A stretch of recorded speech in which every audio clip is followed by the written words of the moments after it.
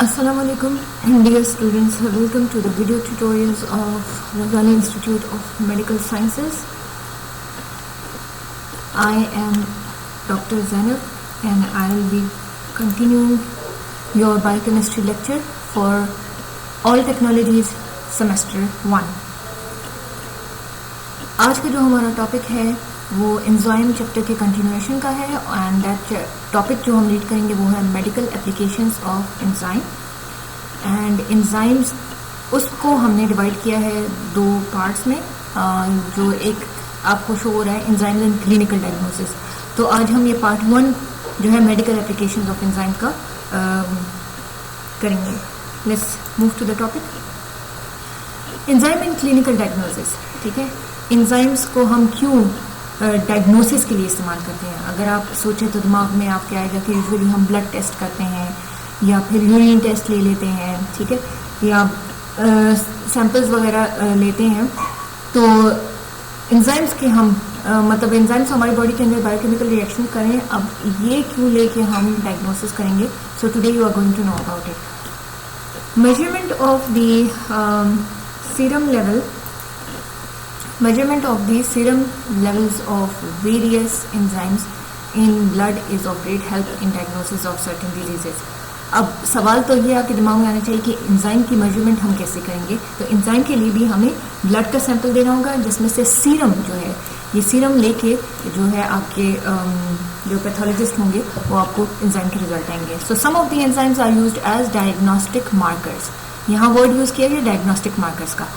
कुछ एंजाइम्स जो हैं, नॉट ऑल, ठीक है, हम सम की बात करें, कुछ एंजाइम्स जो है वो हमें डायग्नोसिस में हेल्प करते हैं, तो उनको हम डायग्नोस्टिक मार्कर्स कहते हैं। मार्कर्स मतलब जैसे निशानदेही करना, ठीक है।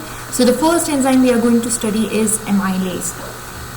एंजाइम एमाइलेज, ठीक है, एमाइलेज जो है ये एंजाइम का नाम है। So enzyme amylase is raised in पेरोटाइटिस and acute pancreatitis. ये दोनों इन्फ्लेमेटरी एक्शंस है। आगे मैं आपको दिखाती हूँ कि पेरोटाइटिस एंड पेंक्रियाटाइटिस क्या होता है। ये देखिए, ये एक पिक्चर है जिसमें मैं आपको दिखा रही हूँ जो वायरल पेरोटाइटिस है उसकी एग्जांपल है, जिसको हम आम जुबान में मम्प्स कहते हैं, ठीक है। ये आप देख सकते हैं पेरोटिड ग्लैंड्स होते हैं, ठीक है। तो ये पेरोटिड ग्लैंड्स की स्वेलिंग होती है। पेरोटाइटिस क्या है? Parotid, this is parotid glands swelling, ठीक है।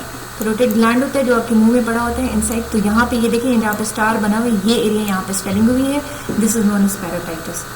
नेक्स्ट में देखते हैं जिसमें मैंने कहा एक्यूट पेंक्रियाटाइटिस। एक्यूट मतलब अचानक से एकदम से आपको कोई चीज, पेंक्रिया से नहीं, आइटिस का जहाँ लफ्ज लिखा हुआ है उसका मतलब है इन्फ्लेमेशन।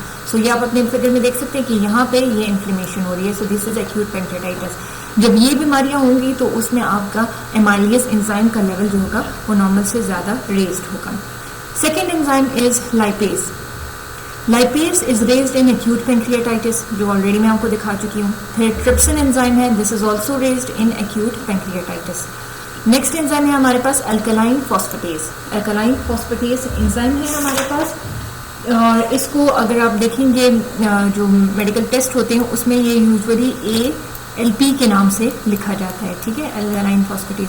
और ये किस कंडीशन में रेज्ड होता है? So it is raised in hyper पैराथायरॉइडिज्म।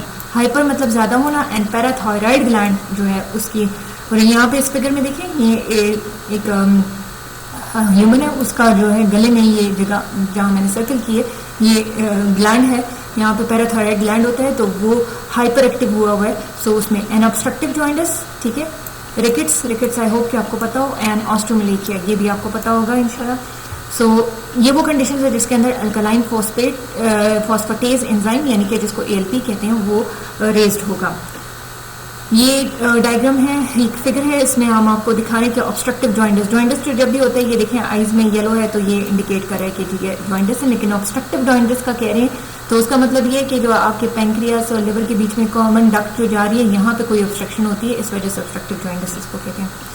अच्छा जी, the next enzyme is acid phosphatase. Acid phosphatase, ठीक है, ये एंजाइम जो है एसिड फॉस्फेटेज है। इस एंजाइम को यूजुअली टेस्ट में ACP के नाम से आपको इंडिकेट किया जाएगा, एब्रीवेशन लिखी होगी ACP। So this is rolled in the prostatic cancer. I hope कि प्रोस्टेट आपको पता हो एक मेल सेक्स ऑर्गन है. यहाँ पे आपको दिखा रहे हैं कि उसमें अगर कार्सिनोमा हो जाता है इस एरिया में, सो उसके लिए उस कंडीशंस में आपका enzyme acid phosphatase will be raised.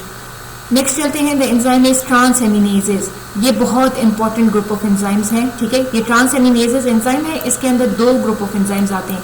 एक आपके पास है सीरम ग्लूटामेट पायरुवेट ट्रांसएमिनेज जिसको एसजीपीटी कहते हैं या एलेनिन ट्रांसएमिनेज एएलटी कहते हैं, और दूसरा जो है इसमें वो आपके पास है सीरम ग्लूटामेट ऑक्जेलोएसीटेट ट्रांसएमिनेज जिसको एसओजीटी कहते हैं या फिर एएसटी यानी कि एस्पार्टेट ट्रांसएमिनेज कहते हैं. ठीक है, सो ये क्या होता है कि व्हेन आपके पास एलेनिन ट्रांसएमिनेज, ये आपके पास जब आप देखेंगे मेडिकल रिपोर्ट्स तो उसमें एएलटी या एसजीपीटी के नाम से आएगा. ये दोनों नाम एक ही एंजाइम के हैं. ठीक है, so they are raised in acute liver damage. Acute मतलब थोड़ा सा लिवर डैमेज हुआ हो, मोस्टली हेपेटाइटिस और इस केसेस में चेक करते हैं.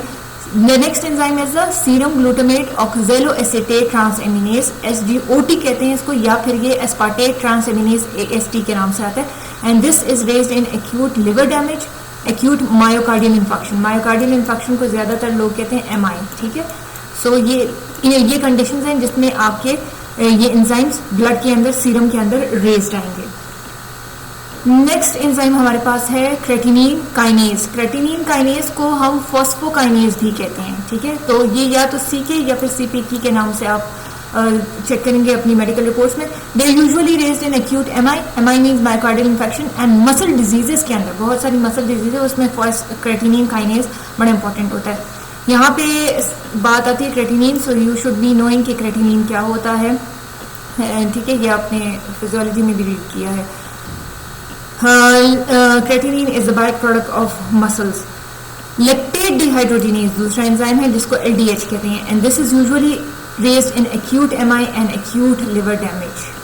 एक्यूट एमआई और एक्यूट लिवर डैमेज के अंदर ये एंजाइम्स रेज्ड होते हैं.